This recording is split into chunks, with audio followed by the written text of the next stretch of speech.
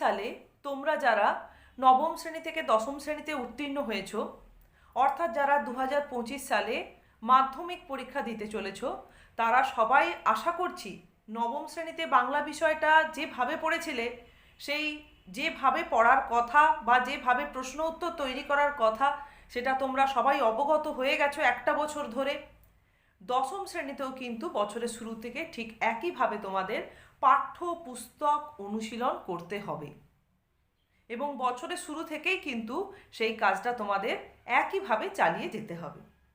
দেখো, দশম শ্রেণীতে তোমাদের প্রথম পাঠ্য হিসেবে রয়েছে সাহিত্য সঞ্চয়ন বইটিতে জ্ঞানচক্ষু গল্পটি। এটি আজকে মূলত আমি জ্ঞানচক্ষু গল্পটা নিয়েই আলোচনা করছি। তা জ্ঞানচক্ষু গল্পটির লেখিকা হচ্ছেন আশাপূর্ণা দেবী। আশাপূর্ণা দেবীর কুমকুম নামক একটি গল্প সংকলনে এই গল্পটি প্রকাশিত হয়েছিল। তা প্রথমে আমরা জানি লেখিকার নাম সম্পর্কে তোমরা অবগত, এবং গল্পের যে নাম দেওয়া হয়েছে জ্ঞানচক্ষু, তা গল্পের এই নাম দেখে কিন্তু আমরা গল্পের অভ্যন্তরে কি বিষয়বস্তু থাকতে পারে সেটা সম্পর্কে আমাদের একটা ধারণা তৈরি হয়। তা জ্ঞানচক্ষু অর্থাৎ যেটাকে আমরা বলতে পারি যে বোধের উন্মিলন, অর্থাৎ তার কারোর মনের মধ্যে একটা স্বচ্ছ ধারণা বা স্বচ্ছ বোধ জাগ্রত হওয়া, এটাই হচ্ছে জ্ঞানচক্ষু।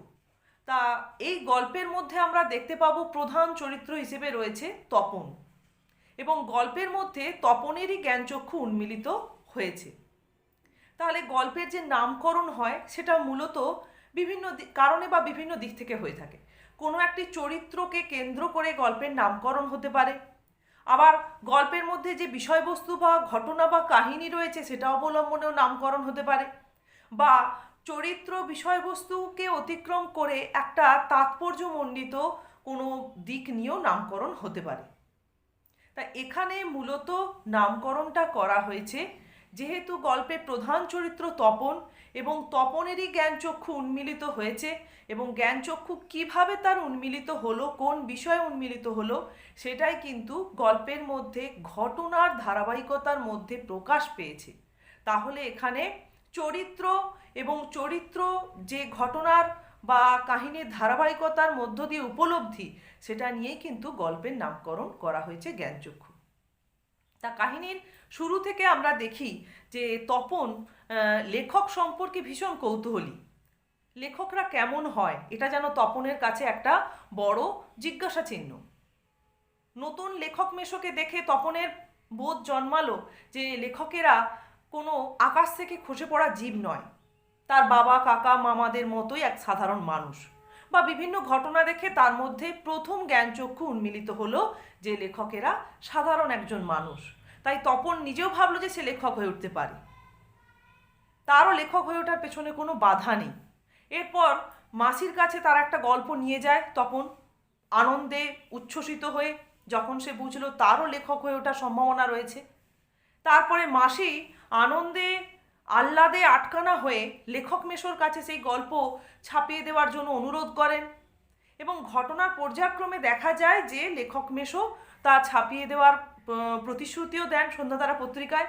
এবং দীর্ঘ সময় অতিক্রান্ত হওয়ার পর কাহিনীর একদম শেষ মুহূর্তে যখন এসে দেখা যাচ্ছে যে লেখক মেশো এবং মাসি ছুটিও শেষ হয়ে গেছে এবং যে যার কর্মসংস্থানে ফিরে গেছেন, বা তপনও তার বাড়িতে এসে পড়াশোনা শুরু করে দিয়েছে রীতিমতো, কিন্তু মনের মধ্যে তার তো একটা আশা ছিল। সেই আশাটাই বাস্তবায়িত হলো যেদিন লেখক মেশো এবং মাসি তার বাড়িতে একটি সন্ধ্যাতারা পত্রিকার সংখ্যা নিয়ে উপনীত হলেন। এবং তপনের কাছে সেই মুহূর্তটা ছিল একটা খুব চরম মুহূর্ত, এবং সেই চরম মুহূর্তটা দুম করে পরিবর্তিত হয়ে গেল যখনই সন্ধ্যাতারা পত্রিকাটা তার বাড়ির সকলের হাতে ঘুরতে থাকলো, এবং সকলের মন্তব্যের মধ্য দিয়ে তপনের মনের মধ্যে একটা অন্যরকম অনুভূতি তৈরি হতে আরম্ভ করলো। তপন মনে মনে ভেবেছিল তার গল্পটা ছাপার অক্ষরে বেরোলে যে আহ্লাদ তার হওয়ার কথা ছিল, যে আদর সকলের কাছে সে পেতে পারতো, সেটা যেন সে পাচ্ছে না।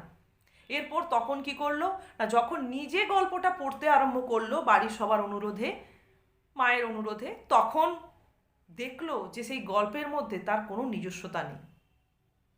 ফলে কাহিনীর শেষ মুহূর্তেই এসে তপন তার ক্ষোভ, ক্রোধ, লাঞ্ছনা, অপমান সমস্ত কিছু নিয়ে ছুটে চলে গেল ছাদে, চোখের জল মুছতে লাগলো। তাহলে তপনের কিন্তু কাহিনীর শেষ মুহূর্তে এসে জ্ঞানচক্ষু উন্মিলিত হলো। প্রথমবার তার কাহিনীর শুরুতে জ্ঞানচক্ষু উন্মিলিত হয়েছিল লেখক মেসোকে দেখে, যে লেখকেরা এক সাধারণ মানুষের মতো, তার ও লেখক হয়ে ওঠার পেছনে কোনো বাধা নেই। তাহলে এই জ্ঞানচক্ষু কিন্তু অনুসারে গল্পের নামকরণ করা হয়নি। গল্পের নামকরণ করা হয়েছে একদম কাহিনীর শেষে, যখন তপনের মনের মধ্যে একটা বোধ জাগ্রত হলো, যে সে বুঝতে শিখলো যে কোনোভাবেই কোনো অন্য কারোর মাধ্যমে নয়, নিজের লেখা যদি কখনো সে ছাপতে দেয় তাহলে সে তার নিজের পদ্ধতি অনুযায়ী সেই পথে পা বাড়াবে, নিজেই পা বাড়াবে, নিজেই চেষ্টা করবে, অন্য কারোর দ্বারস্থ সে হবে না। বা এভাবে তার লেখাকে নিজস্বতা হারিয়ে কারেকশানের নামে আপাদমস্তক নতুন করে লিখে অন্যর কারোর কৃতিত্বকে সে নিজের বলে জাহির করতে চাইছে না। বা এটা তপনের জ্ঞানচক্ষু উন্মিলিত হওয়ার পরে এই বোধটা এলো, বা জ্ঞানচক্ষু উন্মিলিত হলো এই দিক থেকেই যে নিজের কাজটা সে নিজেই করবে, কোনোভাবে কারোর কাছে দ্বারস্থ হবে না। তাই এই দিকটা বা এই কাহিনীর শেষে তপনের এই অনুভূতিটাকেই তুলে ধরার জন্য কিন্তু গল্পটার নামকরণ করা হয়েছে জ্ঞানচক্ষু। তাহলে এবারে চলো আমরা একটু টেক্সটটা ধরে, লাইন ধরে কিন্তু আমাদের বছরের শুরু থেকে পড়তে হবে। শুধু সাজেস্টিভ কোশ্চেন অ্যান্সার করলে হবে না, একদম টেক্সট ধরে যদি আমরা বছরের শুরু থেকে কিছুটা পোর্শন করে হলেও তৈরি করতে পারি, তাহলে আমাদের উত্তর এখানেই তৈরি হয়ে যাবে। গদ্য অংশের উত্তর লেখা তোমাদের কাছে অনেক সহজ, এটা পুরোপুরি একটা গল্পের মতোই অংশ। এখানে ঘটনার ধারাবাহিকতা তোমাদের মাথায় রাখতে হবে এবং লাইনগুলো খুব ভালো করে মাথায় রাখতে হবে, এবং যে লাইন ধরেই প্রশ্ন থাকুক না কেন তার আগে পরেই কিন্তু উত্তরটা নিহিত রয়েছে টেক্সট বইয়ে। সেই জন্য টেক্সট তোমাদের খুব ভালো করে ফলো করতে হবে। এরপরে তোমরা সহায়িকা দেখে অনুশীলন করতে পারো যে উত্তর কিভাবে সেখানে লেখা হচ্ছে। দেখলে কিন্তু একটাই জিনিস দেখবে যে উত্তরটা বইয়ের লাইন ধরেই দেওয়া আছে। গদ্য যেহেতু এখানে উত্তর তোমাদের টেক্সটের মধ্যেই রয়েছে, অতএব আমরা টেক্সটটাকেই খুব যত্ন সহকারে পড়ব। দেখো, জ্ঞানচক্ষু টেক্সটটা যখন আমরা পড়তে আরম্ভ করব, প্রথমে আগে আমাদের মাথায় রাখতে হবে যে এই টেক্সটের ওপর থেকে কত কত মানের প্রশ্ন থাকে বা নাম্বারের প্রশ্ন থাকে।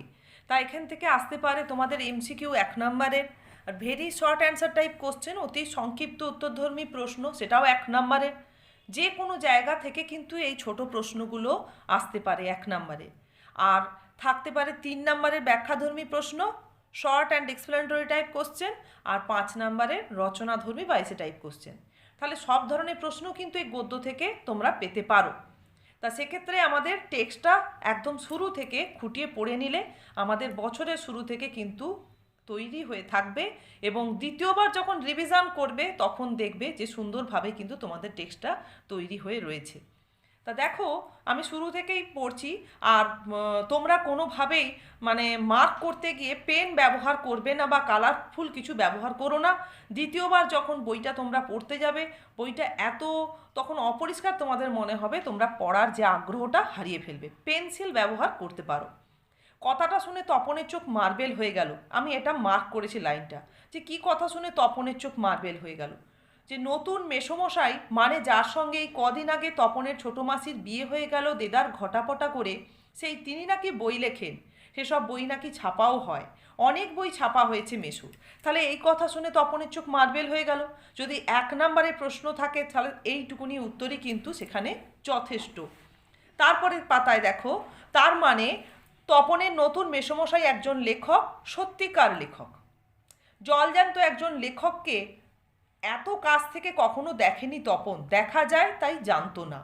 লেখকেরা যে তপনের বাবা, ছোট মামা বা মেজ কাকুর মতো মানুষ এ বিষয়ে সন্দেহ ছিল তপনের। তাহলে দেখো, এখানে আরও ছোট প্রশ্ন লুকিয়ে রয়েছে, যে সত্যিকার লেখক, তাহলে সত্যিকার লেখক বলতে তপন কি বুঝেছিল, বা কে সত্যিকার লেখক? না, সত্যিকারের লেখক হচ্ছেন এখানে তপনের নতুন ছোট মেসো, ছোট মাসির সঙ্গে বিয়ে হওয়া নতুন ছোট মেসো। কেননা তিনি নাকি বই লেখেন তার অনেক বই নাকি, এই প্রথম পাতায় ছিল, তিনি নাকি বই লেখেন এবং তার অনেক বই নাকি ছাপাও হয়েছে। সেই অর্থেই তপন তাকে সত্যিকার লেখক বলে মনে করেছে। এরপরে আরেকটা লাইন দেখো, এ বিষয়ে সন্দেহ ছিল তপনের। তাহলে কোন বিষয়ে সন্দেহ ছিল তপনের? যে জলজ্যান্ত একজন লেখককে এত কাছ থেকে কখনো দেখেনি বা দেখা যায় সেটাও জানতো না। আর লেখকেরা যে তপনের বাবা, ছোট মামা, মেজ কাকুর মতোই মানুষ, এই বিষয়ে কিন্তু তপনের মনের মধ্যে সন্দেহ ছিল। তাহলে সন্দেহ ছিলটা মূলত লেখকেরা যে বাবা, মামা, কাকুর মতো সাধারণ মানুষ, এই বিষয়। তারপরে দেখো, তাহলে এই ধরনের বিষয়গুলো কিন্তু পড়ার সময় তোমাদের মার্ক করে পড়তে হবে, যাতে 1 নম্বরের প্রশ্ন এবং এমসিকিউ এর জন্য কোথাও কোনোভাবে ফাঁক না থেকে যায়। আর এই 1 নম্বরের প্রশ্ন আর এমসিকিউ এর জন্য প্রিপারেশানটা যখন তোমরা টোটাল টেক্সট ধরে কমপ্লিট করে নেবে, তখন দেখবে অটোমেটিক পুরো গদ্যটার একটা ধারাবাহিক গল্প মনের মধ্যে তৈরি হয়ে থাকবে, গাঁথা হয়ে থাকবে, এবং সেখান থেকে যে কোনো লাইন তুলে প্রশ্ন আসলে 3 নম্বরের প্রশ্ন আর 5 নম্বরের প্রশ্নগুলো একটু যেখানে আমাদের বোধমূলক থাকে সেগুলো একটু আমাদের বুঝে বা কোনো চরিত্র বিশ্লেষণ করতে দিলে পুরো কাহিনী নিয়ে লিখতে হয়, তা 3 নম্বরের প্রশ্নের ক্ষেত্রে উত্তর কিন্তু তোমাদের তৈরি হয়ে যাবে। তারপরে দেখো, কিন্তু নতুন মেশোকে দেখে জ্ঞানচক্ষু খুলে গেল তপনের। তাহলে এই লাইনটায় দাগ দিয়ে রাখো, এটা 3 নম্বরের প্রশ্নের জন্য একদম মানে অ্যাপ্রোপ্রিয়েট একটা লাইন।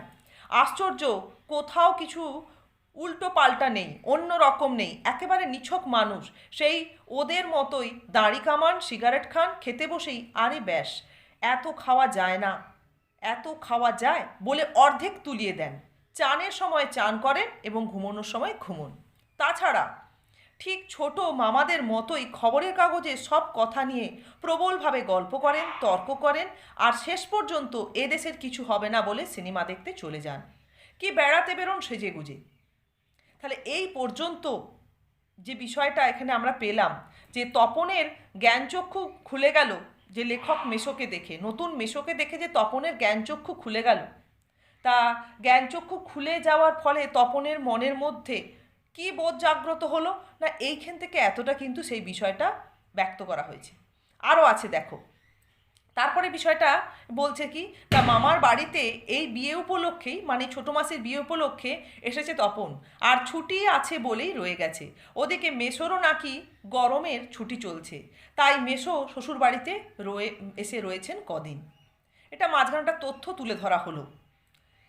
তাই অহরহ জলজ্যান্ত একজন লেখককে দেখবার সুযোগ হবেই তপনের, আর সেই সুযোগেই দেখতে পাচ্ছে তপন লেখক মানে কোনো আকাশ থেকে পড়া জীব নয়, তপনদের মতোই মানুষ। তবে তপনেরই বা লেখক হতে বাধা কী? তাহলে এই পর্যন্ত হচ্ছে তার জ্ঞানচক্ষু, যে লেখক নতুন মেশোকে দেখে খুলে গেল, বা জ্ঞানচক্ষু নতুন মেশোকে দেখে খুলে যাওয়ার পরে তপনের মনের মধ্যে কী বোধ জাগ্রত হলো, এই পোর্শনটা কিন্তু তার উত্তর। মাঝখানে শুধু এই অংশটা তোমরা এটা গল্পের মানে কি কি কারণে এরা একে অপর কাছাকাছি রয়েছেন, তপন আর তার লেখক মেশো কে কাকে কী কারণে দেখতে পাচ্ছেন সেই বিষয়টা এখানে তুলে ধরা হয়েছে।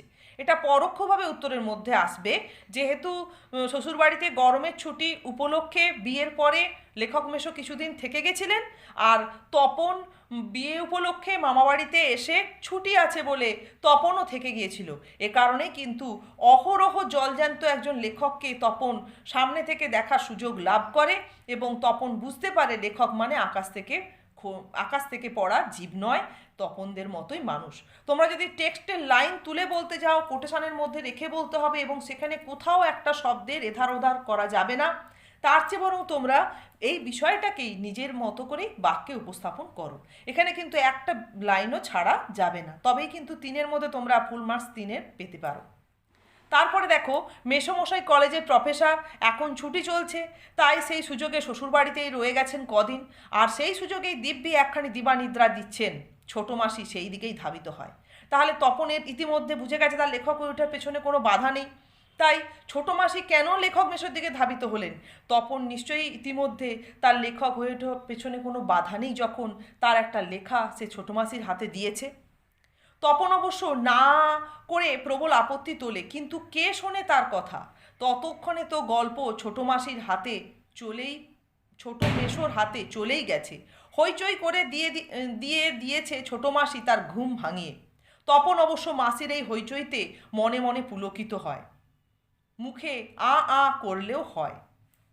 মানে মুখে বাধা সৃষ্টি করছে কিন্তু মনে মনে সে পুলকিত হচ্ছে যে মাসির মাধ্যমে যে তার লেখাটা নতুন লেখক মেশোর হাতে গিয়ে পৌঁছে গেছে, এটাই কিন্তু তপন মনে মনে চাইছিল। তাহলে তপন অবশ্য মাসির এই হইচইতে মনে মনে পুলকিত হয়। তাহলে মাসির হইচইয়ের কারণ কি? না, তার মাসি তপনের লেখা একটি গল্প হাতে পেয়ে আনন্দে আটকানা হয়ে তার স্বামীর দিবানিদ্রা ভাঙিয়ে তার হাতে যখন গল্পটি তুলে দেন এবং সারা ঘরময় হইচই ফেলে দেন, তাতেই কিন্তু তপন মনে মনে পুলকিত হয় এবং তপনের মাসির হইচইয়ের পেছনে কারণ কিন্তু ছিল সেই তপন এবং তপনের লেখা গল্প। তাহলে এই পর্যন্তই আজকে থাকুক।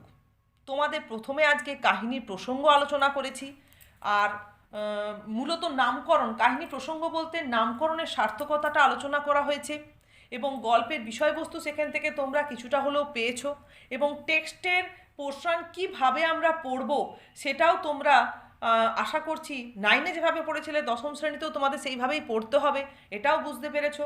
আর কিছুটা পোর্শন পড়ালাম, এই অংশটা তোমরা পড়ো আর বাকি পুরো টেক্সটটা তোমরা বাড়িতে রিডিং পড়ে রাখো। এর পরের পর্বে যখন আমি তোমাদের বাকিটা আলোচনা করে দেব বা কোন লাইনগুলো ধরে টেক্সটটা পড়লে তোমরা সহজে মনে রাখতে পারবে, ঘটনার ধারাবাহিকতা তোমাদের মনের মধ্যে থাকবে, সেটা তোমাদের পরের পর্বে জানিয়ে দেব।